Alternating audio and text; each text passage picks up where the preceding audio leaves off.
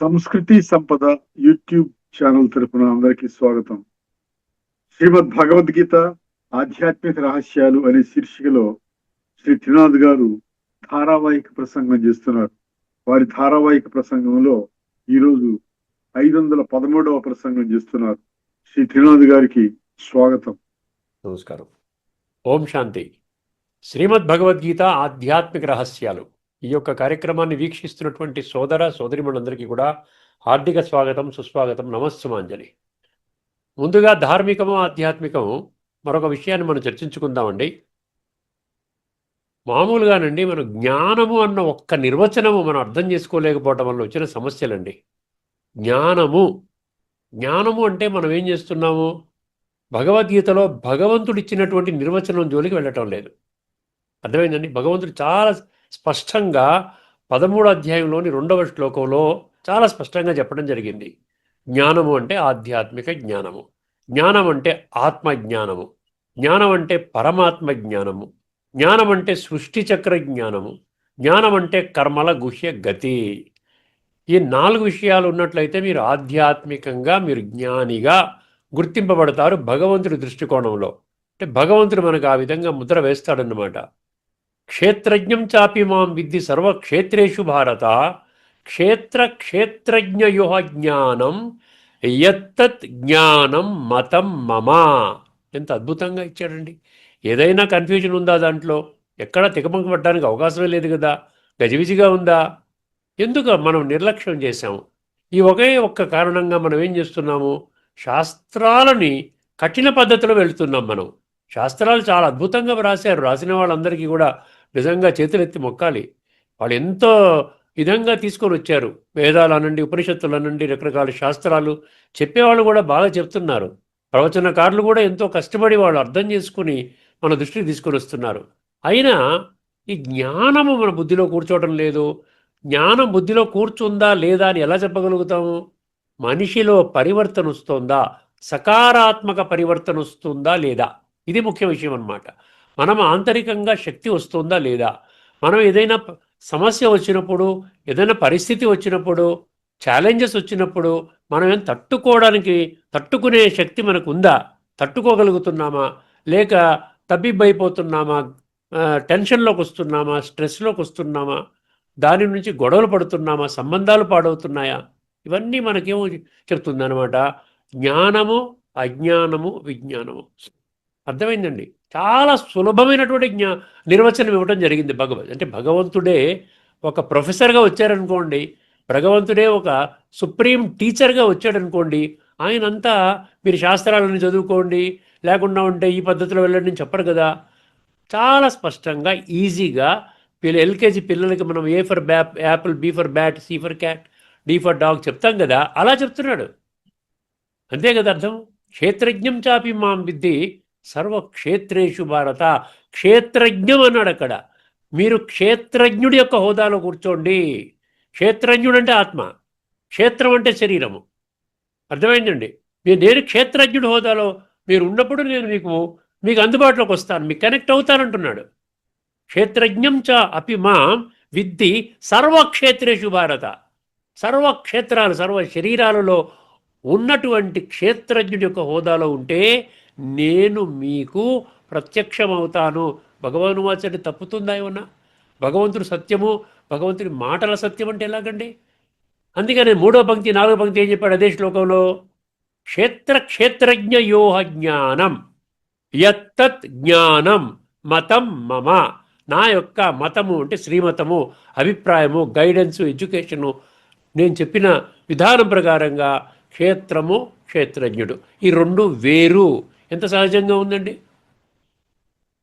ఈ ఒక్క పదాన్ని మనం, ఈ ఒక్క విషయాన్ని మనం విస్మరించడం వలన మనం ఏం చేస్తున్నాం? అదే భగవంతుడి కోసము ఇంత సులభంగా చెప్పాడు, ఈ విధంగా నేను దొరుకుతానని చెబితే మనం అదే భగవంతుడి కోసము ఎలా వెతుకుతున్నామండి? రౌండ్గా వెతుకుతూనే ఉన్నాం, ఇంకా వెతుకుతూనే ఉన్నాం. ఇంకా భగవంతుడి యొక్క సత్యమైన పరిచయం మనకి లేదు. ఇప్పుడు ముక్కు ఎక్కడుందంటే డైరెక్ట్గా చూపిస్తున్నాడు. భగవంతుడు ఏం చెప్తాడు? ఇది చెప్తాడు కదా. మనం ఏం చేస్తున్నాం? ఇలాగ తిప్పుకుంటూ వస్తున్నాం. అర్థమైందండి? కొంచెం గమనించండి. దీనికోసం మనం చేయవలసిందల్లా ఏమీ లేదు, కేవలం బుద్ధి నేత్రాన్ని తెరుచుకోండి. జ్ఞానము చాలా సహజము, జ్ఞానము సరళము కూడా, కఠినము కూడా. ఎందుకంటే ఏ చదువు లేనివాడికి కూడా భగవంతుడు దొరకాలి. కేవలం సంస్కృత పండితుడికే భగవంతుడు దొరుకుతాడు, లేకపోతే వేదాలు చదువుకున్న వాడికి భగవంతుడు దొరుకుతాడు, అది అజ్ఞానము. అర్థమైందండి? ఏ చదువు లేకపోయినా, నాయన నువ్వు శరీరం కాదురా, నువ్వు ఆత్మ, ఆత్మ భృకుటి మధ్యలో ఉంది, ఆత్మ నక్షత్రము, జ్యోతి ప్రకాశము, పరమాత్మ కూడా జ్యోతి స్వరూపుడు. ఈ రెండు కనెక్ట్ అవుతే భగవంతుడి గుణాలు, శక్తులు నీలో వస్తాయి, నీ సంస్కారాలు మారతాయి. మారితే నీవు సత్యయుగంలో, త్రేతాయుగంలో అంటే స్వర్గములో అడుగుపెట్టడానికి తగిన అర్హత పొందుతావు. ఇదనమాట. ఎంత సులభం ఉంది చూడండి. ఇదనమాట విషయం. అర్థం చేసుకోండి. ధార్మికంలో జ్ఞానము యొక్క స్పష్టమైన నిర్వచనము లేదు. జ్ఞానం అంటే ఏమిటి, అజ్ఞానం అంటే ఏమిటి, విజ్ఞానం అంటే ఏమిటి మనకు తెలియదు. అజ్ఞానం అంటే నేను దేహం అనుకోవడము, జ్ఞానం అంటే నేను ఆత్మ, ఇది నా దేహము. విజ్ఞానం అంటే నేను ఆత్మ అనుకున్నటువంటి జ్ఞానాన్ని అనుభవంలోకి తీసుకొని రావడం విజ్ఞానం. విజ్డమ్ అంటారు ఇంగ్లీష్లో. అర్థమైందండి? ఈ యొక్క స్పష్టత అర్థం చేసుకోండి. మరొక భేదాన్ని మనం తదుపరి ఎపిసోడ్లో చర్చించుకుందాము. ఇప్పుడు మరొక గీతా శ్లోకాన్ని మీ దృష్టికి తీసుకొని వస్తున్నారు. చాలా అద్భుతమైనటువంటి శ్లోకం, అంటే మహా అద్భుతమైన శ్లోకం అండి. అసలు భగవద్గీత, ఇప్పుడు మనం ఏం టైటిల్ పెట్టుకున్నాం? శ్రీమద్ భగవద్గీత ఆధ్యాత్మిక రహస్యాలు అంటున్నాం. అసలు దీన్ని ఆధ్యాత్మిక రహస్యాలు అనకూడదండి. ఏమనాలి? సృష్టి రహస్యాలు అనాలి. అర్థమైందండి? అసలు మానవ సృష్టి ఏమిటి, ఎక్కడ మొదలైంది, ఎక్కడ ఎండ్ అవుతుంది, భగవంతుడు ఏ సమయంలో ఈ సృష్టిలో అవతరిస్తాడు, భగవంతుడు చేసేటువంటి కర్తవ్యం ఏమిటి. మనం ఊరికి అంటాం సృష్టి స్థితి లయగారు కూడా అంటాం. ఏం చేస్తున్నాడు? సృష్టి అంటే ఏమిటి, స్థితి అంటే ఏమిటి, లయ అంటే ఏమిటి, ఇవన్నీ తెలుసుకున్నామని ఎప్పుడైనా? ఒక్కసారి మీరు బుద్ధి నేత్రాన్ని తెలుసుకోండి, సత్య మార్గంలో అర్థం చేసుకునే ప్రయత్నం చేయండి. మీ ముందు 7వ అధ్యాయంలోని 6వ శ్లోకం పెడుతున్నానండి. 7వ అధ్యాయం చాలా అద్భుతమైనటువంటి అధ్యాయము. ఎన్నో డీప్ మిస్టరీస్ ఉన్నాయి ఆ అధ్యాయంలో. అందులో 6వ దీంట్లో ఇక్కడ ఏం చెప్తున్నాడంటే భగవంతుడు ఏం చేస్తాడు, అసలు భగవంతుడి కర్తవ్యం ఏమిటి అనే విషయాన్ని స్పష్టమవుతుంది. ఒక్కసారి జాగ్రత్తగా ఈ శ్లోకాన్ని వినండి. ముందుగా ఏతద్యోనీని భూతాని సర్వాణీత్యుపధారయ. అర్థమైందండి? ఏతద్యోనీని భూతాని సర్వాణీత్యుపధారయ అహం కృత్స్నస్య జగత ప్రభవ ప్రళయ తథా. ఇది శ్లోకం అండి. ఈ శ్లోకం అర్థం కావాలంటే ఇక్కడ ఏతద్యోనీని, తద్యోనీని అంటే రెండు విషయాలు చెప్తున్నాడు అక్కడ. రెండు ఏమిటి అంటే ముందు శ్లోకానికి వెళ్ళాలి మనం. 7వ అధ్యాయం 4, 5 సంక్షిప్తంగా టచ్ చేస్తాను. అర్థమైందండి? భూమిరాపనలో వాయు ఖమ్మనో బుద్ధిరేవచ అహంకారమితీయం మే భిన్నా ప్రకృతి అష్టదా అన్నాడు. అదే పంచతత్వాలతో కూడుకున్నటువంటి 5 తత్వాలు ప్లస్ 3 సూక్ష్మతత్వాలు, మనసు, బుద్ధి, సంస్కారాలు. ఈ 5 + 3 అష్టద. ఇది ప్రకృతి మూల సూత్రాలు 6గా 8 అంటున్నాడు. భిన్నా ప్రకృతి అష్టద. అష్టద అంటే 8. అర్థమైందండి? ఈ 8ని మనము ఏమంటున్నాము? ఇక్కడ ఏమన్నాడు? జడ ప్రకృతి అన్నాడు. అర్థమైందండి? ఇది కాకుండా చైతన్య ప్రకృతి ఇంకోటి ఉంది, ఇప్పటికే మనం చర్చించుకున్నాము. కాబట్టి డీటెయిల్డ్గా నేను మీకు చెప్పవలసిన పని లేదు. 7వ అధ్యాయంలోని 5వ శ్లోకం తర్వాత శ్లోకం గమనించండి ఒక్కసారి. అపరేమితస్త్వన్యాం ప్రకృతిం విద్ధి మే పరాం జీవభూత మహాబాహో ఏదం ధార్యతే జగత్. ఇక్కడ అపరా ప్రకృతి, పరా ప్రకృతి చాలా సింపుల్గా ఇప్పటికీ అర్థం చేసుకున్నా. అపరా ప్రకృతి అంటే జడ ప్రకృతి. అంటే ఇప్పుడు చెప్పినటువంటి 8 అష్టద అన్నాడు చూసారా? భూమి, ఆపనల, వాయు, మన మనసు, బుద్ధి, అహంకారము. అహంకారాన్ని సంస్కారము. అర్థమైంది? ఈ 8తో కూడుకున్న దీన్ని అపరా ప్రకృతి అన్నాడు. ఇది కాకుండా ఈ అపరా ప్రకృతిని నడిపించేటువంటి శక్తి ఏదైతే ఉందో అది పరాప్రకృతి, అది చైతన్య శక్తి. అదే జీవాత్మ. ఆత్మ అంటారు చూసారా? ఆత్మ లేకపోతే శరీరము శవమవుతుంది, జడమవుతోంది. ముక్కలు ముక్కలుగా కోసిన, రంపంతో కోసిన, పచ్చడి చేసిన, కాళ్ళిరగొట్టిన, మెడరగొట్టిన ఏమి పట్టించుకోడు. అదే అందులో మనకు చైతన్యం ఉందనుకోండి, ఒక సూది గుచ్చితే కయ్యమని నడుస్తాం. అర్థమైందండి? ఇదన్నమాట విషయం. జడ చైతన్య అపరేమితస్త్వన్యాం బుద్ధి మే ఏమన్నాడు? అపరేమితస్త్వన్యాం ప్రకృతిం విద్ధి మే పరాం జీవభూత మహాబాహో ఏదం ధారి. ఈ మొత్తం ప్రపంచమంతా దీంతోనే నడుస్తుందంటున్నాడండి. ఎందుకు నేను సృష్టి రహస్యాలు అన్నానంటే ఇదనమాట. జడ చైతన్య. మనం ఏం చేస్తాం? 100% జడలో పడిపోయాము, చైతన్యం గురించి మర్చిపోయాము. చైతన్యం అంటే ఆత్మస్వరూపము. అందుకని ఇప్పుడు ఈ బ్యాక్గ్రౌండ్లో మీరు ఇప్పుడు నేను చెప్పిన ఈ శ్లోకం వినండి, మీకు ఈజీగా అర్థమవుతుంది. ఏతద్యోనీని భూతాని. ఏతద్యోనీని భూతాని అంటే ఈ 2 ఈ రెండు ఏవైతే ఉన్నాయి, యోని అంటే గర్భం అండి, యోని అంటే వూంబ్ అంటారు కదా, మనం తల్లి యొక్క యోని నుండి పిల్లలు జన్మ తీసుకుంటారు. అర్థమైంది కదండి. ఇప్పుడు ఈ సర్వభూతాని అన్నాడు కదా, ఏమన్నాడు? ఏతద్ యోనీని భూతాని సర్వాణి అన్నాడు. సర్వాణి భూతాని అంటే ఏమిటి? 850 కోట్ల మంది మనుషులు, మొత్తం ప్రతి ఒక్క జీవి, ఇంకా మిగతా కూడా కలుపుకోవచ్చు. నేను కేవలం మనుషుల్ని మాత్రమే తీసుకుంటున్నాను. బుద్ధి ఉంది, వాళ్ళు అర్థం చేసుకుంటారు. చీమలు దోమలు కూడా శరీరాన్ని విడిచిపెట్టే పోతున్నాయి కదా. కుక్క, నక్క, యానిమల్, జంతువులు, చేప, ఏదైతే జలచరలు, ఈ ఎగిరే పక్షులు, ఇవన్నీ కూడా అన్నీ వస్తాయి ఇందులో. సర్వాణి భూతాని అంటే ఇక్కడ మనం 850 కోట్ల మనుషుల గురించి అర్థం చేసుకునే ప్రయత్నం చేస్తున్నాం. అర్థమైందండి. ఈ రెండు యోనులలో ఈ రెండు పరాప్రకృతి, అపరాప్రకృతి, జడ చైతన్య ప్రకృతితో కూడుకున్నాయంట. జడ ప్రకృతి, చైతన్య ప్రకృతి. సర్వాణి భూతాని అన్నాడు. ఏతద్ యోనీని భూతాని సర్వాణి ఉపధారయ. ఆ విధంగా అర్థం చేసుకోవాలి నాయనా. మీరు ఒక్కటి అనుకుని జీవితం, నేను దేహం అనుకుంటే జీవితం గడిపేస్తున్నారు. మీరు దేహం అయితే మరణకాలంలో మీరు దేహాన్ని తీసుకొని ఎందుకు పోవడం లేదు? దేహాన్ని పడేసి ఎందుకు పోతున్నారు? విచిత్రంగా లేదా మీకు? బుద్ధినేత్రం తెరుచుకోండి. 84 లక్షల వాళ్ళకి నేనే ఇచ్చాను కదా బుద్ధిని వాడుకుంటే మీకు అర్థమవుతుంది. నేను దేహం ఎలాగవుతాను? నేను ఆత్మని, చైతన్య శక్తిని. ఎందువల్లంటే మనం ఆత్మని మర్చిపోయాము. ఆత్మ ఈ భౌతిక చర్మనేత్రాలకు కనపడదు. దివ్యచక్షు అన్నాడు కదా, ఇదివరకు గత ఎపిసోడ్లో చర్చించుకున్నట్టున్నాం. దివ్యం దదామితే చక్షు పశ్యమే యోగమైశ్వరం అన్నాడు. నన్ను యోగ మార్గం ద్వారా మీరు తిలకించండి. ఇప్పుడు మళ్ళీ ఈ శ్లోకాన్ని చూడండి, ఈ చర్చతో మీకు అర్థమవుతుంది. ఏతద్ యోనీని భూతాని సర్వాణీత్యుపదా. మళ్ళీ చెప్తాను. ఏతద్ యోనీని భూతాని సర్వాణీత్యుపధారయ. అహం అంటే నేను అంటున్నాడు చూడండి అక్కడ. నేను భగవంతుడి యొక్క స్పష్టమైన సందేశం మీకు అర్థం కావాలండి. అందరూ భగవంతులైనటువంటి అజ్ఞానంలో ఉన్నటువంటి మానసిక స్థితి అది పోవాలండి. ఎందుకు అర్థమైందండి? దేనికి ఎక్కడా ప్రూఫ్ లేదు. మీరు చెప్పడానికి ఎక్కడైనా ప్రూఫ్ ఉంటే మీరు కామెంట్ సెక్షన్లో పెట్టండి. అందరూ భగవంతుడే అని ఎక్కడన్నా ప్రూఫ్ ఉందా? లేకపోతే దేవీ దేవతలు కూడా భగవంతుడని ప్రూఫ్ ఉందా? ధార్మిక ధర్మ స్థాపకులు ఎవరున్నా వాళ్ళు కూడా భగవంతుడు అనొచ్చా? లేకపోతే ఋషులు, మునులు, ఈ మహామండలేశ్వరులు, జగద్గురువులు, పీఠాధిపతులు, ఇటువంటి మనుషులని, పుణ్యాత్మలు, మహాత్ములని మీరు భగవంతుడు అనొచ్చా? భగవంతుడి గురించి ఎందుకు స్పష్టత లేదు? భగవద్గీత తెలుసుకున్న వాళ్ళకు కూడా ఒక్కసారిగా అర్థం చేసుకోండి. అందుకని ఏమంటున్నాడు? అహం అంటే నేను అన్నాడు, అక్కడ మేము అనలేదు. అహం కృష్ణస్య జగత అన్నాడు. కృష్ణస్య అంటే ఏంటి? సమస్త జగత్తు, సర్వ జగత్తు, సమస్తం ఏది విడిచిపెట్టకుండా. కృష్ణస్య జగత, ఈ జగత్తుకి ప్రభవము నేనే, ప్రళయము నేనే. అంతకంటే ఇంకేముందండి? భగవంతుడు ఏం చెప్పాలండి? అన్నిటికీ నేనే కారణం అంటున్నాడు కదా. అలాంటప్పుడు నన్ను తెలుసుకోకుండా మీరు ఎక్కడెక్కడో ఊళ్ళో తేలుతూ ఆ విధంగా నేనేదో పొందానండి, అద్భుతంగా ఉన్నదండి, నాకెంతో ఆనందంగా ఉందండి, మంచి జీవితం గడుపుతున్నానండి ఎలా అనుకుంటారు మీరు? భగవంతుడు తోడు లేకుండా, ముఖ్యంగా ఈ కలియుగం యొక్క ఆఖరి సమయంలో. అర్థమైందండి. ఏతద్ యోనీని భూతాని సర్వాణీత్యుపధారయ.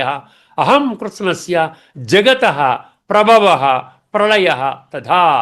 ఇది శ్లోకము యొక్క తత్వము మీకు చెప్పాను కదా. ఇప్పుడు కొన్ని ముఖ్యమైన విషయాలు మీ దృష్టికి తీసుకొని వస్తాను. ఈ రెండు ప్రకృతులే సమస్త మానవ జాతికి మూలముగా తెలుసుకో. రెండు ప్రకృతి అంటే శరీరం ఒక ప్రకృతి, ఆత్మ ఒక ప్రకృతి. ఈ సమస్త జగత్తుకు నేనే ఆరంభము మరియు నేనే లయస్థానము కూడా. భగవంతుడి ప్రకటన ఇది. భగవంతుడి ప్రకటన అండి. భగవాను వాచ నేను చెప్తున్నాను 7వ అధ్యాయంలోని 6వ శ్లోకం. ఇప్పుడు ఒకసారి సందర్భం చూసినట్లయితే 7వ అధ్యాయంలో భగవంతుడు తను నిర్వహించే దివ్య కర్తవ్యాలను స్పష్టము చేసే తత్వాన్ని వివరించడం జరిగింది. తన కర్తవ్యాలు సృష్టి స్థితి లయకారకుడు అంటే మనం చప్పట్లు కొడుతున్నాం కదా, పెద్దవాళ్ళు చెప్పినప్పుడు వింటున్నాం కదా. మళ్ళీ ఏ విధంగా సృష్టి చేస్తాడు, ఏ విధంగా స్థితి ఎలాగా, స్థితి అంటే లాలనా పాలన ఎలా చేస్తాడు, అదేవిధంగా లయ అంటే డిస్ట్రక్షన్ ఎలా చేస్తాడు. Generation, operation, destruction, GOD God అంటారు. అందుకనే ఏం చెప్పారు ఇక్కడ? దివ్య కర్తవ్యాలను స్పష్టం చేసే తత్వాన్ని వివరించడం జరిగింది. ఇందులో ముందుగా నేను చెప్పాను కదా 7:4, 7:5 చెప్పేశాను, ముందుగానే స్టార్టింగ్లోనే చెప్పేశాను. ఇప్పుడు ఈ చైతన్య ప్రకృతి, జడ ప్రకృతి గురించి చెప్పాడు. 7:6లో ఒక ముఖ్యమైన సిద్ధాంతాన్ని తెలియజేస్తున్నారు. ఏమిటండి అది? ఈ వర్తమాన జగత్తులోని సమస్త మానవాళి ఈ రెండు ప్రకృతుల ద్వారానే ఉద్భవిస్తాయి. ఒక్క జడమున్నా పనికిరాదు, ఒక్క చైతన్యం ఉన్నా పనికిరాదండి. రెండు కలిస్తేనే, అందుకనే జీవాత్మ అంటారు మనందరినీ కూడా. అది అర్థం చేసుకోవాల్సిన విషయం. ఈ శ్లోకములో ఏతద్యోనీని అన్న పదం అత్యంత కీలకము. ఏతద్యోనీని అన్న పదం కీలకము. అర్థము చేసుకునే ప్రయత్నం చేద్దాం. యోని అంటే మూలము లేక గర్భము. ఇక్కడ ఏతద్యోనీని అంటే 7వ అధ్యాయములోని 5వ శ్లోకంలో స్పష్టం చేసినట్లు రెండు ప్రకృతులు, అపరా ప్రకృతి అంటే జడ ప్రకృతి, పరాప్రకృతి అంటే చైతన్య ప్రకృతి అంటే ఆత్మలు. అంటే ప్రపంచంలోని ప్రతి జీవి ఈ రెండు మూలాల నుండే ఏర్పడుతుంది. ఎంత స్పష్టంగా ఉంది చూసారా? ఎక్కడైనా కన్ఫ్యూజన్ ఉందా దీంట్లో? దాన్ని మనం బుద్ధిలో తెలుసుకుని ఆచరించడానికి ఎందుకండి మనం ఆపుకోవాలి? మనం ఆపుకోవాలి ఎందుకండి? ఆలోచించండి ఒక్కసారి. తాత్వికంగా మనం అర్థం చేసుకోగలిగితే ఈ శ్లోకంలో 3 గొప్ప సూత్రాలు ఉన్నాయంట. 3 సూత్రాలు ఉన్నాయి. ఒకటి, సృష్టి యొక్క ద్వంద్వ మూలము. సృష్టి యొక్క ద్వంద్వ మూలము ఏమిటండి? జడ చైతన్య. ఇది ద్వంద్వాలు మర్చిపోయాం. దాన్ని ఒకటే శరీరం అనుకుంటూ గడిపేస్తూ ఉన్నాం. జగత్ ఏర్పడడానికి 2 అంశాలు అవసరము. జడ పదార్థం అంటే అపరాప్రకృతి, చైతన్యం అంటే పరాప్రకృతి. ఉదాహరణము, శరీరము జడ ప్రకృతి, జీవాత్మ చైతన్య ప్రకృతి. శరీరము మాత్రమే ఉంటే జీవము లేదు. శరీరం మాత్రమే అంటే శవం మాత్రమే ఉంటే మనం ఎంత గొప్పవాడైనా, ఎంత కోట్లు సంపాదించాడు, పేరు ప్రతిష్టలు ఉన్నా, పెద్ద పెద్ద డిగ్రీలు, హోదాలు, కీర్తి ప్రతిష్టలు ఉన్నా కూడా ఆ శరీరాన్ని ఎంత తొందరగా తీసేయాలో, శ్మశాన వాటికి తీసుకుని వెళ్ళాలో అంత తొందరగా తీసేస్తాం. గుర్తుపెట్టుకోండి. అర్థమైందండి? దానివల్ల ఉపయోగం లేదు. ఆత్మ మాత్రమే ఉంటే శరీర జీవితము లేదు. అర్థమైందండి? ఆత్మ ఒకటే ఉన్నా కూడా మనం ఏమి అనుభవం చేస్తాం? శరీరం ద్వారా అనుభవం చేస్తాం. ఇంద్రియాలు ఉంటాయి, మనసు, బుద్ధి ఇవన్నీ ఉంటాయి, మనం అర్థం చేస్తాం. ఈ రెండు కలిసినప్పుడే జీవ ఉత్పత్తి. ఈ రెండు కలిస్తేనే ఉత్పత్తి. రెండో విషయం అండి, పరమాత్మ సృష్టికి మూల కారణము పరమాత్మ. ఇప్పుడు పరమాత్మ గురించి భగవంతుడు ఒక్కడే అంటున్నాం కదా. 3 విషయాల్లో మొదటి విషయం ఏంటంటే సృష్టి యొక్క ద్వంద్వాలు తెలుసుకున్న జడా చైతన్యం. రెండవది పరమాత్మ సృష్టికి మూల కారణము. ఇక్కడ పరమాత్మ ఏం చెప్తున్నాడు? నేనే జగత్తు యొక్క ప్రభవము అంటే ఆరిజిన్. ప్రభవము మరియు ప్రళయము అంటే డిజల్యూషన్ అన్నాడు. డిజల్యూషన్ అనండి, డిస్ట్రక్షన్ అనండి, వినాశనం అనండి. అంటే సృష్టి పరమాత్మ ఆధీనములో ప్రారంభమవుతుంది. పరమాత్మ ఎంత గొప్పవాడండి, ఎంత భగవంతుడని మన విశ్వాసం ఉంది. కానీ ఆ విశ్వాసాన్ని మనం అనుభవంలోకి తీసుకుని రాలేకపోతున్నాం. అక్కడ అంధవిశ్వాసం మనకు అడ్డొస్తోంది. అర్థమైందండి? పరమాత్మ అధీనములోనే ఉంది మొత్తం అంతా, సృష్టి అంతా. చివరికి పరమాత్మలోనే లీనమవుతుంది అన్నాడు. ప్రారంభము ఆయనే చేస్తాడు, మళ్ళీ లీనము కూడా ఆయనే అయిపోతుంది ఆయన ద్వారానే. మూడో విషయము సృష్టి చక్రము. ఒకటి ఆత్మ, 2 పరమాత్మ, మూడవది సృష్టి చక్రము. ఈ చక్రము, ఈ శ్లోకము సృష్టి చక్రాన్ని సూచిస్తోంది. సృష్టి అంటే ప్రభవ, స్థితి అంటే మనం పాలన, లయ అంటే ప్రళయ. సృష్టి, స్థితి, లయ ఏమంటారు అదనమాట. ఈ విధముగా ఈ సృష్టి చక్ర కల్పము తర్వాత కల్పము అనంతంగా తిరుగుతూనే ఉంటుంది. ఇది ఇంపార్టెంట్. మనం ఏదో ఒక జన్మకి ఎంజాయ్ చేద్దాము, ఎలాగైనా పర్వాలేదు, ఏ వక్ర మార్గంలో ఏదని చేద్దాము, ఎవరిని దుఃఖపెట్టినా పర్వాలేదు, మనం ఏది ఆచరించక్కర్లేదు, కేవలం ఏదో కాస్త పూజ చేసుకుందాం, కాస్త ధ్యానం చేసుకుందాం, కాస్త ప్రవచనం విందాం, కాస్త పఠన పారాయణ చేసుకుందాం, ఇది గడిపేద్దాం ఇలాగ అనుకుంటే మాత్రము మీ జీవితాన్ని మీరే భ్రష్టు పట్టించుకుంటున్నారు. గుర్తుపెట్టుకోండి. చాలా ముఖ్యమైన విషయం, చాలా అథారిటీతో భగవంతుడు చెప్తున్నాడు. అర్థమైందండి? అందుకని ఏమన్నాడు? కల్పము తర్వాత కల్పం అనంతంగా తిరుగుతూనే ఉంటుంది ఈ సృష్టి చక్రం. అంటే సత్య త్రేత ద్వాపర కలి, మధ్యలో పరమాత్మ వచ్చి రిపేరింగ్ చేస్తాడు, మళ్ళీ సత్య త్రేత ద్వాపర కలి ఇలా తిరుగుతూనే అనంతంగా ఆగదనమాట. భగవంతుడు చెప్తున్నాడు, నేను చెప్పడం లేదు. అర్థమైందండి? ప్రకృతిం స్వామవష్టభ్య విసృజామి పునః పునః అంటాడు గీతలో. ఇంతవరకు చర్చించుకున్నాం ఒకటి. ఇక్కడ గీత సపోర్ట్ ఇచ్చినటువంటి శ్లోకాలు కొన్ని చెప్తాను మీ దృష్టిలో. 10వ అధ్యాయంలో 8వ శ్లోకం. అంటే భగవంతుడు ఎంత శక్తివంతుడు, సర్వశక్తివంతుడు, సర్వోన్నతుడు, సర్వజ్ఞుడు, సృష్టి యొక్క ఆదిమధ్యాంతాల జ్ఞాత, పతిత పావనుడు, విశ్వాత్మలందరికీ తల్లి తండ్రి, భగవంతుడు సత్యము, భగవంతుడు ఒక్కడే భగవంతుడు. ఇవన్నీ అనుకుంటే లాభం ఏంటండి? ఆయన గొప్పతనం ఆయన గొప్పతనం ఊరికే నోటి మాటలతో అనుకుంటే సరిపోతుందా? ఒక్కసారి 10వ అధ్యాయం 8వ శ్లోకం వినండి. అహం సర్వస్య ప్రభవో మత్తః సర్వం ప్రవర్తతే అన్నాడు. ఎంత బాగా చెప్పాడండి. అహం సర్వస్య ప్రభవ, మొత్తం సమస్త సృష్టికి, ఆ యొక్క సృష్టి ఉద్భవించడానికి నేనొక్కడినే కారణము అంటున్నాడు. నేనే సమస్తానికి మూల కారణము. 9వ అధ్యాయంలోని 7వ శ్లోకం వినండి జాగ్రత్తగా. సర్వభూతాని కౌంతేయ ప్రకృతిం యాంతి మామికాం అంటాడు. ఏమన్నాడు ఇక్కడ? ప్రళయములో సమస్త భూతాలు నా ప్రకృతిలో లీనమవుతాయి. భగవంతుడు కూడా ప్రకృతి, అదొక చైతన్య ప్రకృతి అన్నమాట. అందులో లీనమవుతాయి. మళ్ళీ 9వ అధ్యాయం 10వ శ్లోకం వినండి జాగ్రత్తగా. ఇవన్నీ చర్చించుకున్నాం ఇప్పటికే మనం, చాలా శ్లోకాలు, సుమారు 450 శ్లోకాలు చర్చించుకున్నాం, పైన చర్చించుకున్నాం. అందుకని చాలా వరకు మనం చెప్పిన శ్లోకాలు మళ్ళీ చెప్పుకుంటున్నాము. ఇంకొక డెప్త్లోకి వెళుతున్నాం అన్నమాట. ఇప్పుడు రెండవసారి మళ్ళీ వచ్చిందనుకోండి, చాలా డీప్గా వెళుతున్నాం. అందులో మన ఉపనిషత్తులు, మిగతా ఇందులో ఇతర శ్లోకాలు ఇవన్నీ కూడా మనం చెప్పుకుంటున్నాం. 9వ అధ్యాయం 10వ శ్లోకం ఏం చెప్పింది? మయాధ్యక్షేణ ప్రకృతి సూయతే సచరాచరం హేతు నానేన కౌంతేయ జగద్విపరివర్తతే. నా కారణముగానే జగత్తు పరిభ్రమిస్తుంది, భ్రమణం తిరుగుతుంది అంటున్నాడు. పరమాత్మ అధీనములో ప్రకృతి జగత్తును సృష్టిస్తుంది. పరమాత్మ అధీనములో మయాధ్యక్షేణ, అర్థం చేసుకోండి. అంటే ప్రకృతి పదార్థాన్ని ఇస్తుంది, చూసారా? ప్రకృతి ఏమో ఒక వస్తువుని, రెండు భౌతిక కళ్ళ ద్వారా చూసేటువంటి పదార్థం ఒకటి ఇస్తోంది. ఆత్మ చైతన్యాన్ని ఇస్తోంది. ఈ జడ చైతన్యంతో ఏమవుతుందండి? మనం మనుషులుగా, జీవాత్మలుగా మనం ఈ యొక్క సృష్టి నాటక రంగంలో మనం పాత్రను అభినయిస్తున్నాం. పరమాత్మ ఏమిస్తాడు? ఇప్పుడు ఈ సందర్భంలో పరమాత్మ కలియుగం యొక్క అంతిమ సమయంలో వచ్చి ఏమిస్తున్నాడు? మనకి జ్ఞానం ఇస్తున్నాడు, ఆధ్యాత్మిక జ్ఞానం ఇస్తున్నాడు. అర్థమైందండి? ఇప్పుడు ఏ సత్యాన్ని ఉపనిషత్తులు ఎలా సమర్థిస్తున్నాయి ఒకసారి గమనించండి. ఉపనిషత్తులు ఎలా సమర్థిస్తున్నాయి గమనించండి. ముండకోపనిషత్తు 1.1.7 రాసుకోండి. ముండక 1:1:7. యథోర్ణ నాభి సృజతే గృహతే చ గృహణతే చ. ఇక్కడ ఏమంటున్నాడు? దాని అర్థం చాలా సింపుల్ ఎగ్జాంపుల్ ఇచ్చాడు అందులో. సాలీయుడు తన జాలాన్ని తానే సృష్టించి తిరిగి తనలోకి తీసుకున్నట్లే. అర్థమైందండి? అది సృష్టిస్తుంది, మళ్ళీ తనలోకి తీసుకుంటుందంట. ఈ జగత్తు పరమాత్మ నుండి ఉద్భవించి తిరిగి అదే బ్రహ్మలో లీనమవుతుంది. ఇది ముండక 1:1:7. రెండవది తైత్తరీయ ఉపనిషత్ 3.1.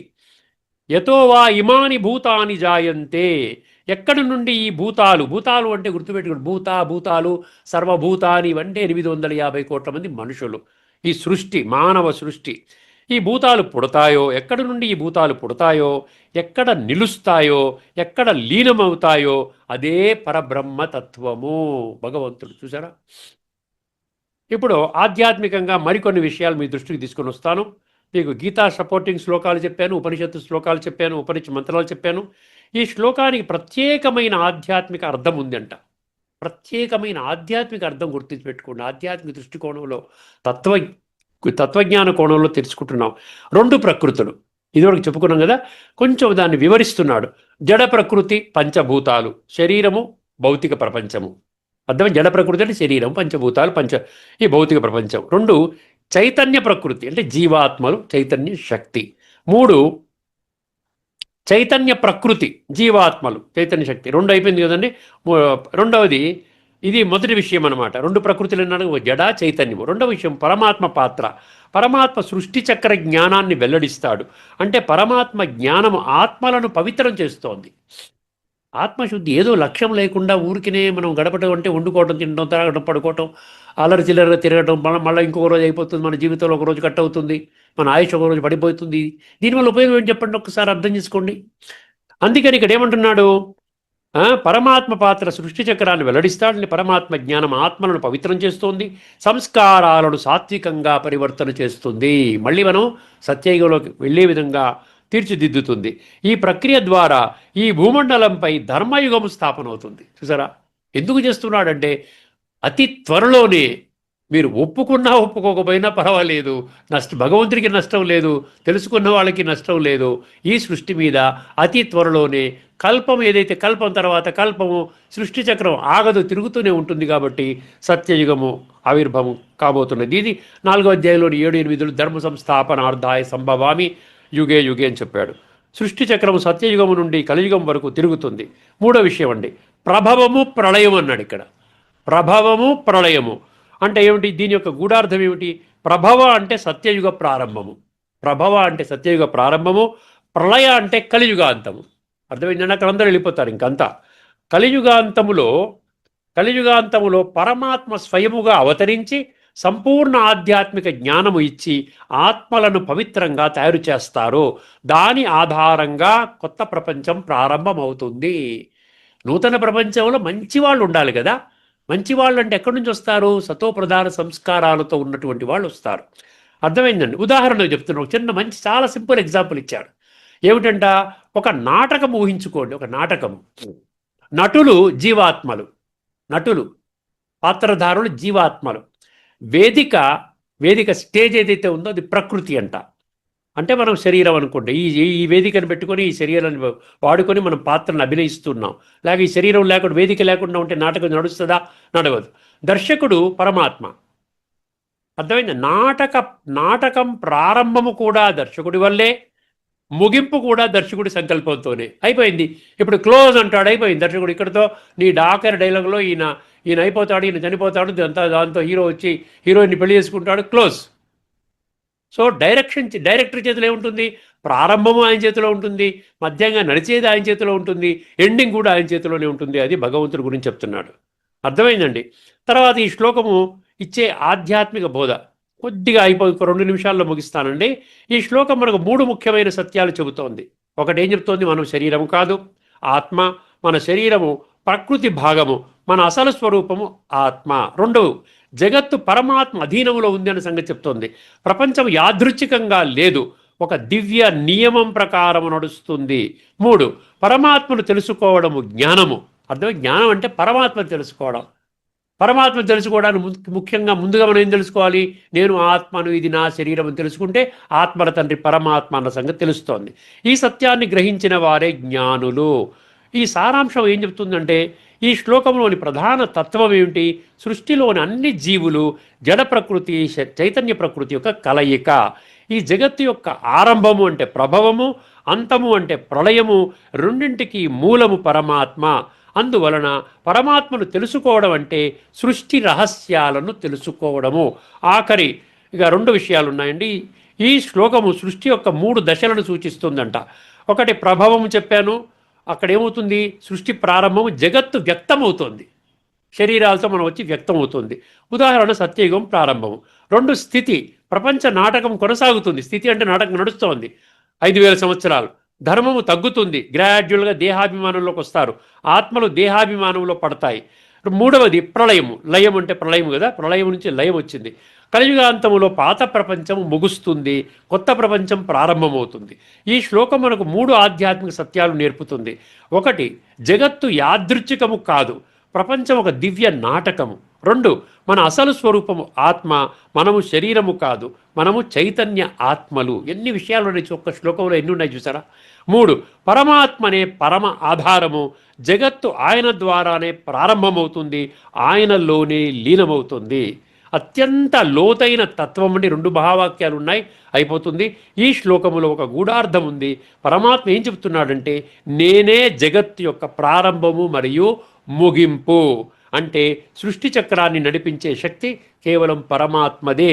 ఆధ్యాత్మిక సాధనకు ఈ శ్లోకము మనకు ఒక ముఖ్యమైన మార్గము చూపుతుందండి. ఆఖరి మహావాక్యం అండి. మనము శరీరాభిమానాన్ని విడిచిపెట్టి ఆత్మస్వరూపంలో స్థిరపడితే అప్పుడు పరమాత్మను అనుభూతి చేయగలుగుతాము. అర్థమైందండి? ఇప్పుడు ఇక్కడ భగవద్గీతలో చెప్పిన విషయాన్ని ఒక్కటి మీ దృష్టికి తీసుకుని వచ్చి నేను ముగిచ్చేస్తున్నాను. ఆఖరిగా ఎందుకంటే ప్రతి ఎపిసోడ్లో మనం చర్చించుకుంటున్నాం. ఏతద్ యోనీని భూతాని. ఒక్కసారి జాగ్రత్తగా వినండి. ఓ అర్జున, సమస్త ప్రాణులు గుర్తుపెట్టుకోండి, ఈ 2 విధములైన ప్రకృతుల నుండియే ఉత్పన్నములగుచున్నవి. ఈ జగత్తు యొక్క ప్రభావము అంటే పుట్టుక, ప్రళయము అంటే లీనముగుట నా వలననే జరుగుచున్నవి. అనగా ఈ సంపూర్ణ జగత్తునకు నేనే మూల కారణము. ఇక్కడితో మనం ఈ చర్చను ముగించుకుందామండి. తదుపరి ఎపిసోడ్లో మరొక విషయాన్ని, మరొక గీతా శ్లోకం కానీ ఉపనిషత్తు కానీ మీ దృష్టికి తీసుకొని వస్తాను. అంతవరకు సెలవు. అందరికీ నమస్కారము. లోకా సమస్త సుఖినో భవంతు. ఓం శాంతి. శ్రీమద్ భగవద్గీత ఆధ్యాత్మిక రహస్యాలు అనే శీర్షికలో ధారావాహిక ప్రసంగం చేసిన శ్రీ త్రినాథ్ గారికి ధన్యవాదాలు. నమస్కారం అండి.